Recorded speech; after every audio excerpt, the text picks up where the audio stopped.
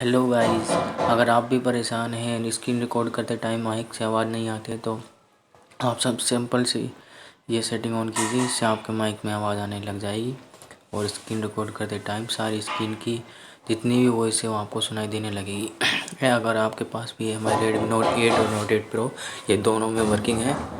सबसे पहले टूल्स में जाएंगे, टूल्स में जाके स्क्रीन रिकॉर्डर ऑन करेंगे। स्क्रीन रिकॉर्डर के लास्ट राइट साइड में कोने में सेटिंग का आइकन दिया हुआ है, इसको टैप करेंगे और फोर्थ नंबर पे आ जाएंगे साउंड सोर्स। इसमें मेरा माइक इनेबल्ड है, आपका देखना इसमें सिस्टम साउंड इनेबल्ड होगा, उसको चेंज करके माइक पे ले आ दे।